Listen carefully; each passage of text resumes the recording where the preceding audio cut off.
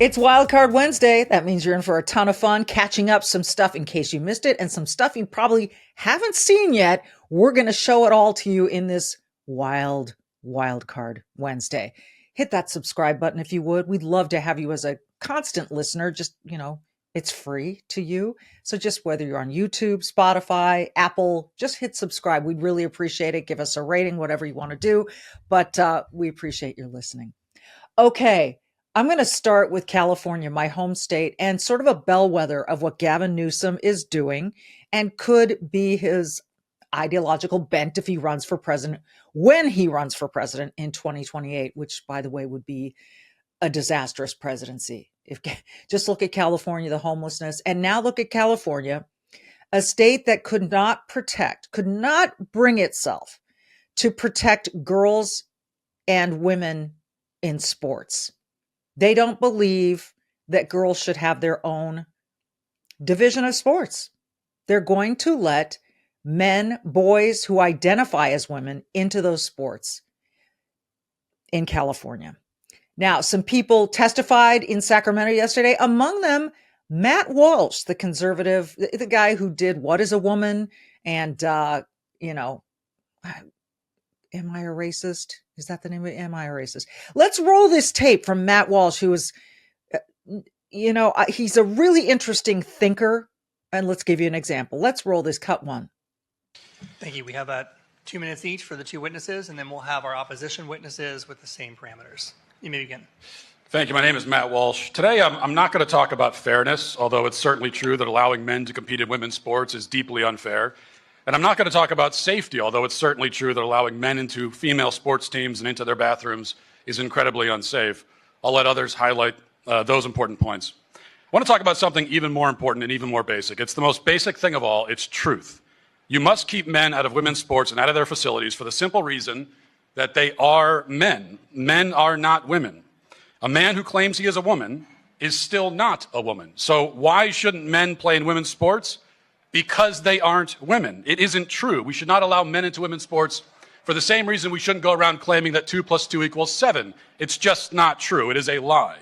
The man who identifies as a woman is either deluded and confused, or he is a cross-dressing fetishist looking to play out his fantasies in public. In either case, the claim that he's making, the claim to womanhood, is not true.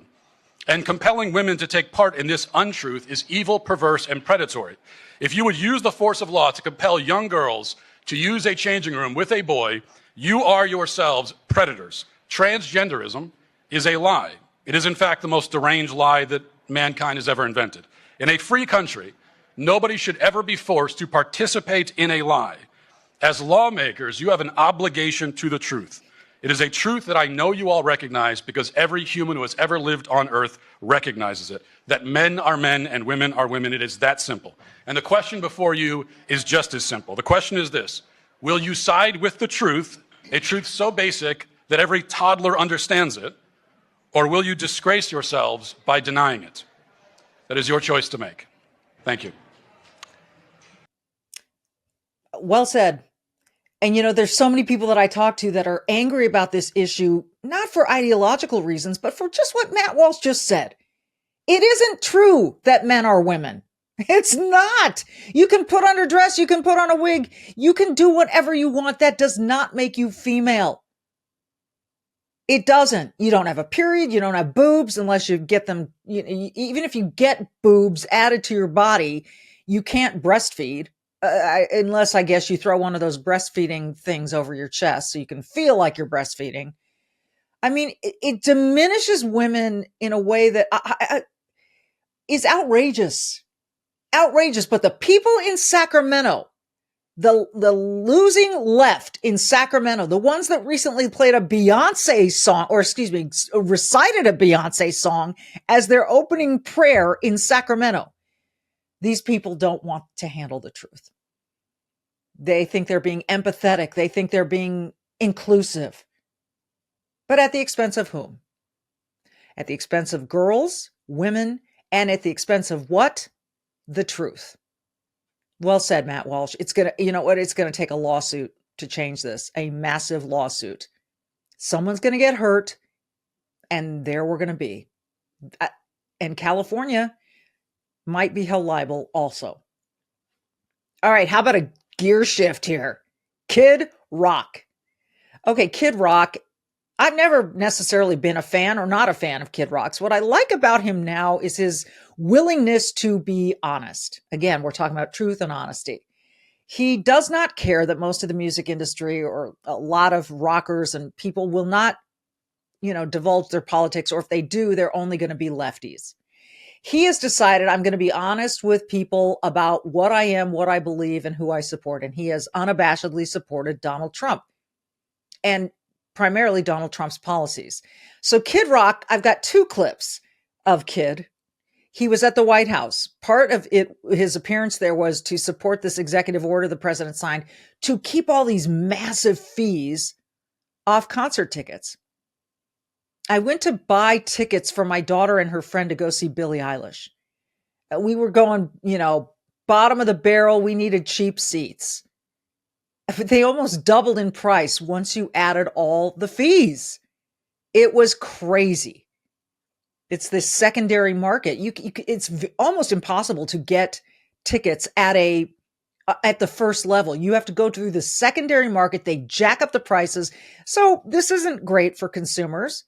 And it leaves a lot of people, unable to go to concerts. Now, so Trump signs this executive order. That is one reason that Kid Rock was there. But a couple other things happened. The first one is he showed some exceptional musical skills playing a piano in the White House. Roll it, Misty.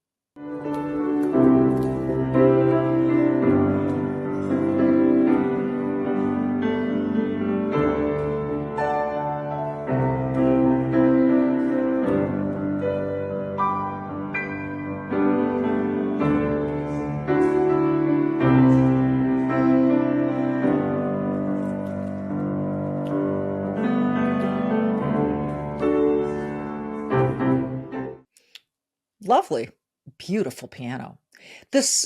Another reason, I don't know if I'm on my second or third now, that Kid Rock was there was to introduce Bill Maher, the liberal, not illiberal, the liberal talk show host, to Trump. Now, these two have never been fans of one another. Bill Maher rips Trump and Trump supporters constantly. I mean, in extreme ways. And Trump has fired back as well. But somehow, Kid Rock, who maybe we should send him to Russia to negotiate a peace deal if he can do this, got Bill Maher to the White House. And the next morning on Fox and Friends, I found this on X, this clip of Kid Rock describing what the meal was like when they all sat down. Dana White of the UFC was there as well, but Dana is a known supporter of Trump. So Dana White, Kid Rock, and Bill Maher sit down with Trump. What could possibly go wrong? Here's how Kid Rock described that meal. All right, tell us what happened from start to finish in 30 seconds.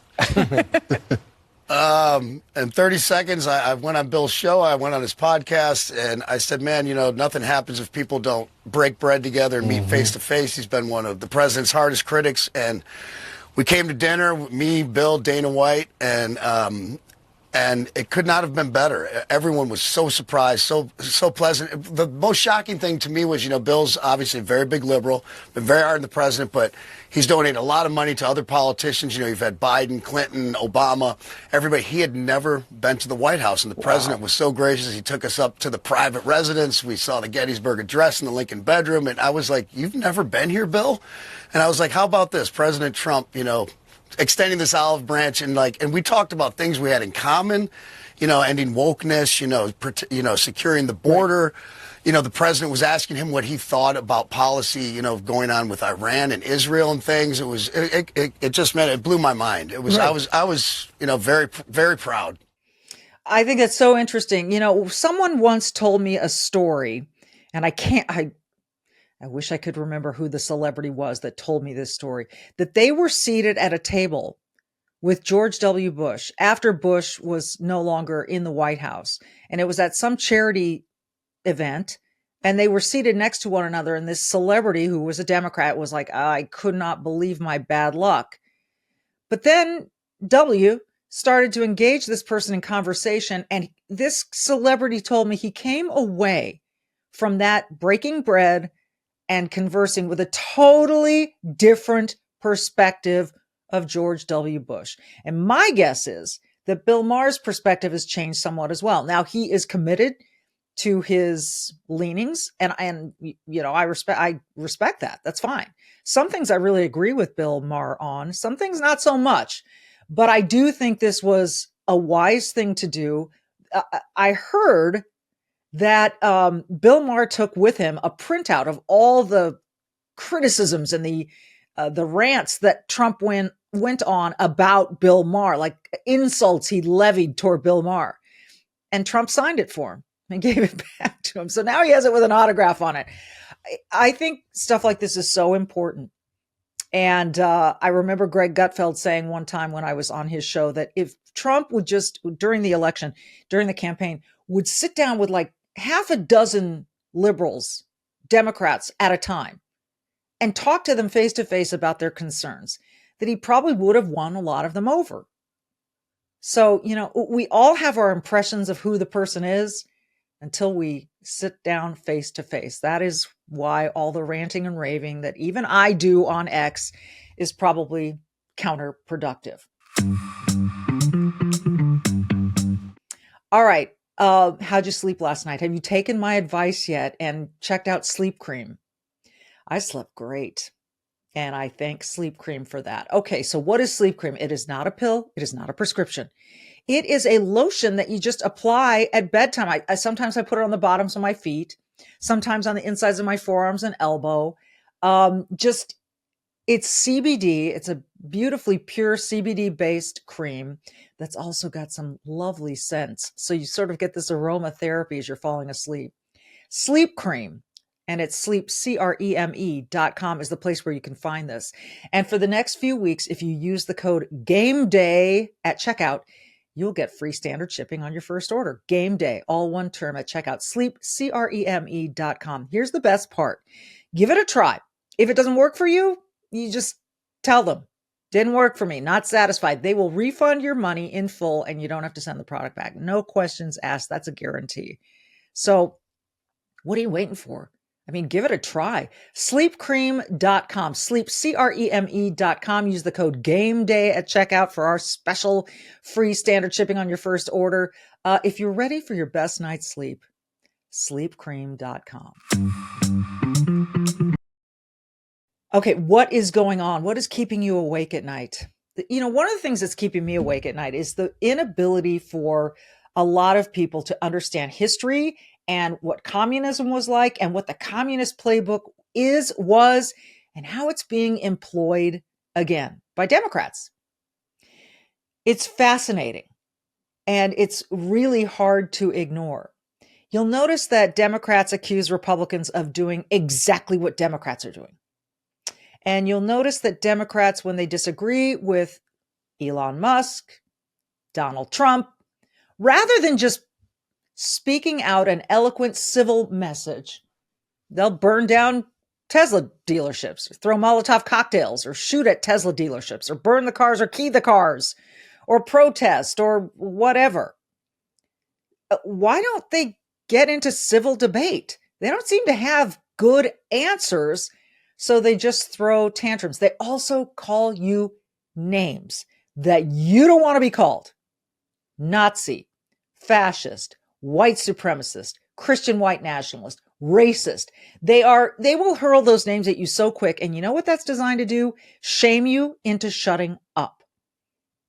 I'm glad, though, that those hurled insults now seem to be losing their power, because if you use them all the time, they're kind of like, whatever, call me what you want to call me.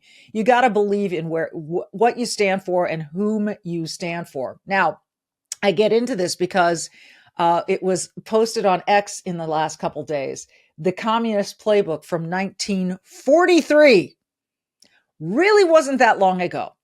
I have relatives who were born before 1943. So we're talking, within a generation. Let's roll this throwback video from 1943. Go ahead, Misty. In 1943, the following directive was issued from party headquarters to all communists in the United States. It read, "When certain obstructionists become too irritating, label them after suitable build-ups as fascist or Nazi or anti-Semitic, and use the prestige of anti-fascist and tolerance organizations to discredit them. In the public mind, constantly associate those who oppose us with those names which already have a bad smell. The association will, after enough repetition, become fact in the public mind." The association will, with enough repetition, become fact in the public mind. That's why you hear people screaming Nazi, Nazi at Tesla drivers, at Elon Musk, at anyone affiliated with Doge, at anyone affiliated with this White House. Because it was repeated enough that people who choose not to inform themselves just bought it, bought the lie.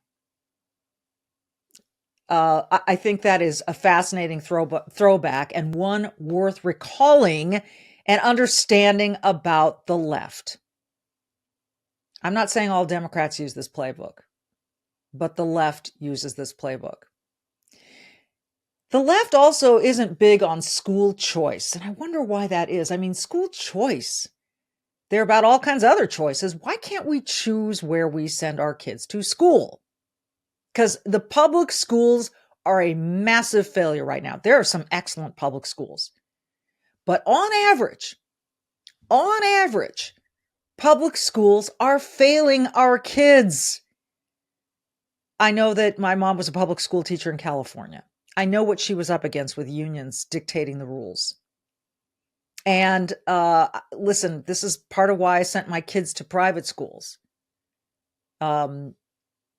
Yeah, my husband and I are both products of public schools, but that was a different generation. And what we've seen is the decline of the public school. Here in Minnesota, where I live, half of our kids cannot read at grade level. Half of our kids can't do math at grade level. So what is wrong? I'll tell you what's wrong. Teachers are represented by unions. They wield a lot of political power. In Chicago in the last day or two, the teachers union won another victory. But when you read closely, you find out that some of their demands were affordable housing, climate change, all electric school buses by certain, cash for asylum seekers. It had nothing to do with schools. That's what tells you that these unions are led by people who care not as much about kids and their education, but more about political stuff. And they wield power in their numbers and their willingness to throw their votes behind people. Which generally, I'd say 99.9% of the time, they throw it behind Democrats. Given that, I mean, I want all kids to learn. And I got so pissed off during COVID when inner city kids did not have access to their classrooms and they didn't have access to laptops. That pisses me off. We are depriving kids of education. And when I tried to become a reading tutor, I was put through this woke ideological introduction of why I was supposed to not worry if kids were trans, that I was supposed to accept that. And I wouldn't have worried if a kid was trans. I'd tutor anyone. But I was supposed to accept that the reason kids can't read in Minnesota is because of systemic racism. All right. So Milton Friedman, who is really the father of school choice, talked about this decades ago. And people are still trying to bring school choice to America. Let's hear from Milton Friedman back then. Public schools should not be in a monopoly position. They should have to compete with private schools. Why should a parent be restricted to using his tax money simply in those schools that are run by the government? Yeah, my concerns here are the following. By the way, I should mention to you that in Palo Alto, where I am a member of the school board, voted in a policy that all graduates of Palo Alto high schools will be proficient in foreign languages. That will be a requirement for graduation. There's no private school in the country, to our knowledge, that sets that kind of standard. Why should there be? Why should you be able to tell John and Jane that they necessarily have to be proficient in a foreign language. Maybe they'd rather be proficient in music or in mathematics or in something else. I don't see that that's anything for you to boast about. It's just a demonstration of your willingness to replace their judgment by yours. I love Milton Friedman. I absolutely love his philosophy, his ideology, his commitment to this idea that public schools should have to compete. And he's right. Who gets to decide? What kids need to be proficient in, first and foremost, is reading. They need to be able to read. Doing math would be a great help when they're, writing those checks and using credit cards and understanding what a budget is. Financial literacy depends on math. Proper English would be good. I got nothing against language. My mom was a Spanish teacher. My kids have taken languages. It's great to be able to speak another language. Why is that a requirement? It's like when they say, we're going to pay for your student debt because we think college is so much more important than vocational school or just starting your own business out of high school or whatever. So if you go to college and get a French degree or a degree in women's studies, we're going to pay for your debt. Okay. So there you know where I stand on school choice. And I think it's worth remembering the words of Milton Friedman and hearing that example of this pompous school district. I said, we're going to require they're proficient in a language. By the way, what does proficient mean? What is the definition of proficient? Again, half of the kids in Minnesota aren't proficient at their grade level reading or math. All right, couple fun ones here. Here's, I found this on X, as I find most of these clips. This gal finds out that a guy that she really respected, really liked, really got along with, she found out somehow over the course of everything that he's conservative. And now that one piece of information has influenced her to go from respect and admiration to absolute aberrance. Roll the tape, Misty. Found out today that somebody that I work with is a conservative, and he's somebody who's really intelligent, and he's somebody who works in climate tech as a super smart guy, somebody I would never have thought was conservative, and apparently he is. And it's surprising, and it's disgusting. But what's most surprising to me is the level of sudden hatred that I have for him. Sudden hatred for this man who I used to respect suddenly just went boop, and I hate him now.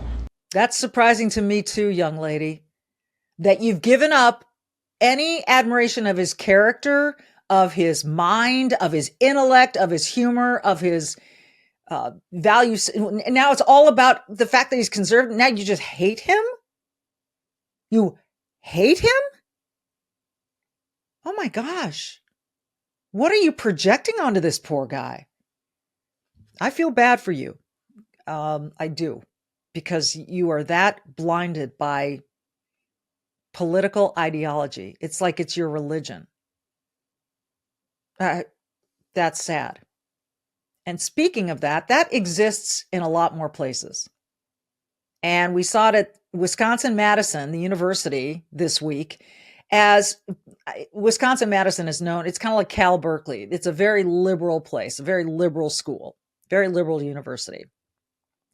But just like Cal Berkeley, the school I attended for 4 years, earned my degree and then sent it back because I was so disgusted with some of their cancellation of free speech. At Wisconsin, there was a table set up by some student Republicans, because there was this special election yesterday, which the Democratic judge ended up winning for the Wisconsin Supreme Court. But a lot of people tried, including this table of kids. Now we're going to show you the aftermath of what happened when a professor who disagreed with them didn't talk to them. Instead, this happened. Roll it.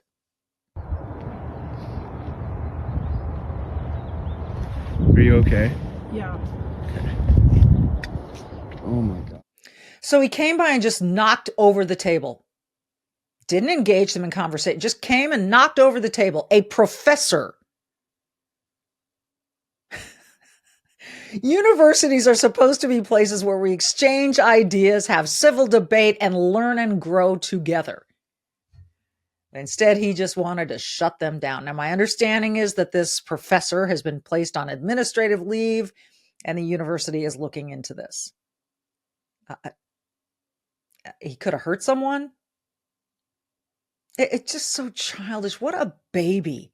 What a freaking baby. I mean, grow up.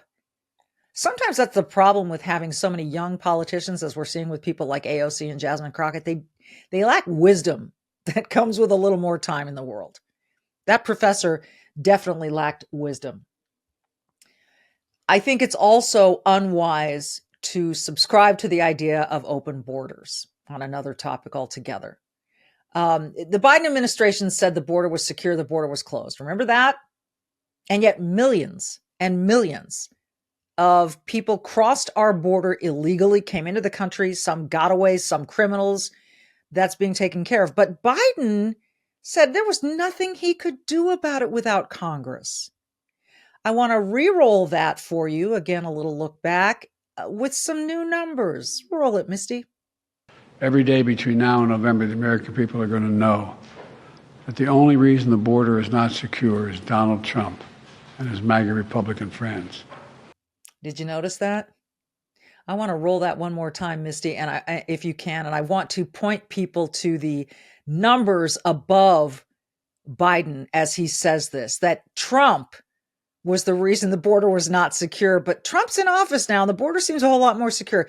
Do we have the capability to run that one more time? Every day between now and November, the American people are going to know that the only reason the border is not secure is Donald Trump and his MAGA Republican friends. And yet border crossings, illegal border crossings, are down 94%. Congress didn't do that. There's been no law passed. This president, this administration simply implemented tools at their disposal to get it done. And the hope is that we're all safer for it. Do we have compassion? Absolutely. I've been in many, many places in the world, Colombia, Japan, all over Europe, Australia. I've been in a lot of places. I don't know a country that is more compassionate. I also don't know a country that is more careless or has been more careless with its borders than ours. Most countries demand a border.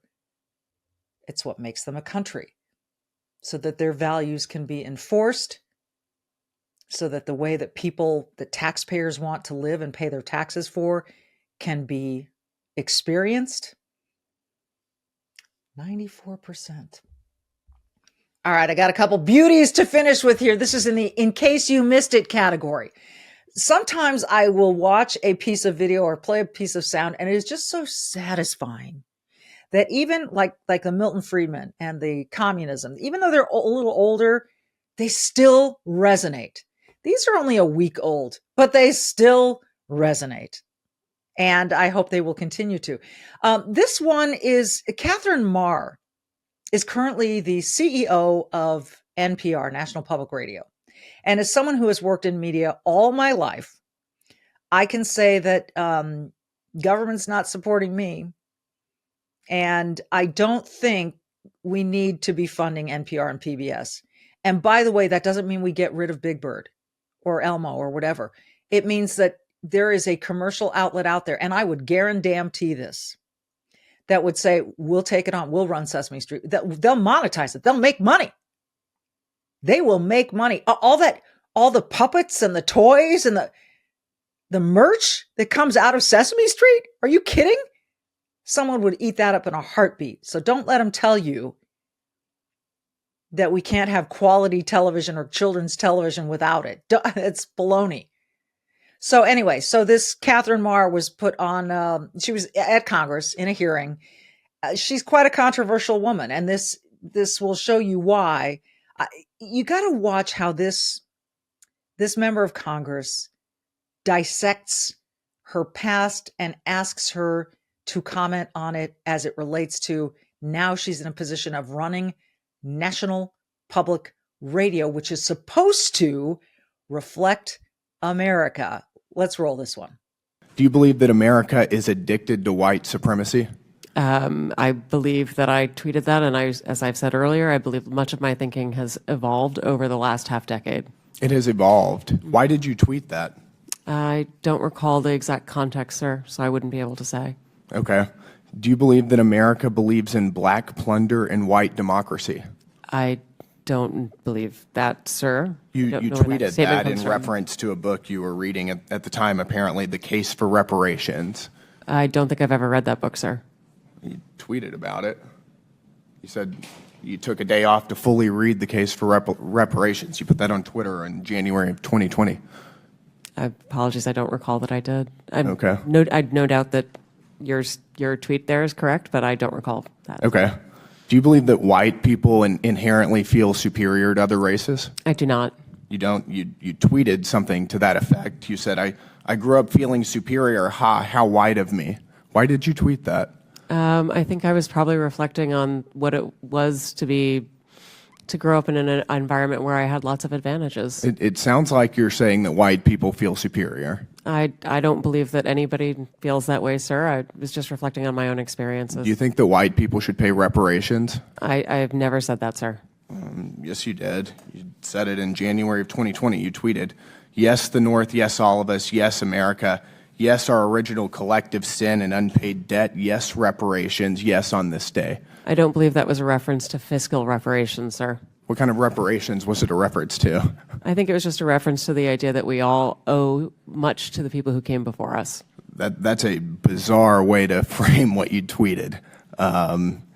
Okay, how much reparations have you personally paid? Sir, I don't believe that I've ever paid reparations. Okay, it's just for everybody else. I'm not asking anyone Seems to pay to be what you're reparations, sir. suggesting.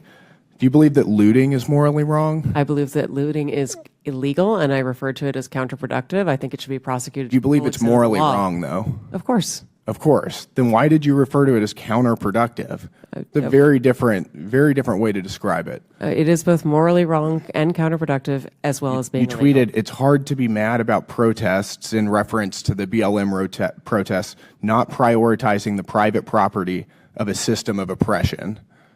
You didn't condemn the looting. You said that it was counterproductive.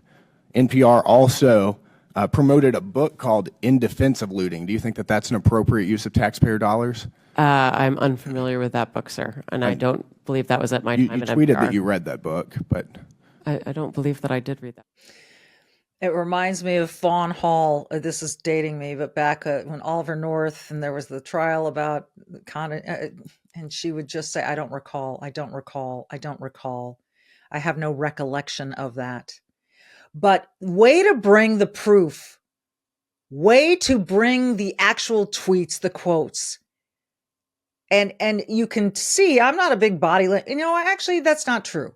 I do believe in body language, and her eyes are closed so often as she's answering the questions because I don't think she can look at him in good faith and be honest. This is the woman running NPR, and she also said, and I'm paraphrasing, that the truth sometimes distracts us from just getting a point across. Like the truth distracts us from consensus. All right, so that's that one. If you hadn't seen it or heard it, I felt it's so gratifying to watch a member of Congress do his job well. Well done, sir. Speaking of doing his job well, I have long been a fan of Marco Rubio. I caucused for him here in Minnesota when he was running for president in 2016. Obviously, Minnesota was the only state he won, but obviously that didn't work out. However, he is now the Secretary of State, which is a fabulous role for him. He seems to be one of the most grounded, honest, transparent, intelligent people in this cabinet, and it certainly was when he was a senator from Florida. So I'm a big fan of Marco Rubio. I'm going to say that right off the top. He talked about these people that we're removing from the country, and I'm not talking about the criminals. Some of these people who are here on student visas, who have come here and been amazingly disruptive, disrespectful to our citizens, disrespectful to our campuses, disrespectful, and in many cases, disruptive to the point of property damage, spitting in people's faces, impeding Jews from going to class at Columbia. So in defense of taking away their student visas. Here is Marco Rubio answering a question about that. And this is another, just a beautifully stated argument. Roll it. We revoked her visa. It's an F1 visa, I believe. We revoked it, and here's why. And I'll say it again. I said it everywhere. Let me be abundantly clear, okay? If you go apply for a visa right now, anywhere in the world, let me just send this message out. If you apply for a visa to enter the United States and be a student, and you tell us that the reason why you're coming to the United States is not just because you want to write op-eds, but because you want to participate in movements that are involved in doing things like vandalizing universities, harassing students, taking over buildings, creating a ruckus, we're not going to give you a visa. If you lie to us and get a visa and then enter the United States and with that visa participate in that sort of activity, we're going to take away your visa. And once you've lost your visa, you're no longer legally in the United States, and we have a right, like every country in the world has a right, to remove you from our country. So it's just that simple. I think it's crazy. I think it's stupid for any country in the world to welcome people into their country that are going to go to your universities as visitors. They're visitors. And say, I'm going to your universities to start a riot. I'm going to your universities to take over a library and harass people. I don't care what movement you're involved in. Why would any country in the world allow people to come and disrupt? Now, we gave you a visa to come and study and get a degree, not to become a social activist that tears up our university campuses. And if we've given you a visa and then you decide to do that, we're going to take it away. I encourage every country to do that, by the way, because I think it's crazy to invite students into your country that are coming onto your campus and destabilizing it. We're just not going to have it. So we'll revoke your visa, and once your visa is revoked, you're illegally in the country and you have to leave. Every country in the world has a right to decide who comes in as a visitor and who doesn't. If you invite me into your home because you say, I want to come to your house for dinner, and I go to your house and I start putting mud on your couch and spray painting your kitchen, I bet you're going to kick me out. Well, we're going to do the same thing if you come into the United States as a visitor and create a ruckus for us. We don't want it. We don't want it in our country. Go back and do it in your country. But you're not going to do it in our country. Simple, clear, well put, commonsensical, direct, transparent, fearless, makes sense. You got to put it in the context of places that you love, your home, your school, wherever you hang out, your job. When people come in and start to harm those places, chances are you're going to want to get rid of them. Now, here's an anecdote for you. The gentleman who took care of my father as he was dying, the last probably 5-6 years of my father's life, was a Philippine. And he was here on a work visa in the United States. This was out in California. And he was devoted to our family, to my father for the final, all the way up until my father died, and a few days beyond that as well. In order to do that, and we didn't know this, he had overstayed his work visa. He had to leave, and he could not come back for, I think it was 5 years, which was sad because he was so helpful, and my mom had hoped he would care for her in her final years too. But that was not to be. Now, that was the law. And we didn't go fighting about it. It was the law. So this is the way things work. And when people start to disrupt your home, your school, whatever environment you hold dear, and for me, I hold this country very dear, and there are people harming other citizens and trying to inject this hatred and divisiveness among us, and doing it in a way that is unethical, immoral, and dangerous to public safety. Perfectly said, Marco Rubio, Senator Rubio, Secretary Rubio, perfectly said. And with that, I would encourage you to take some strength from these statements that you've heard, understand how people are trying to message you. With enough repetition, it will become the truth. Enough repetition, it will become the truth. That is the way that people are framing things. You got to decide for yourself. So until next time, be brave, do good, and we'll see you Thursday.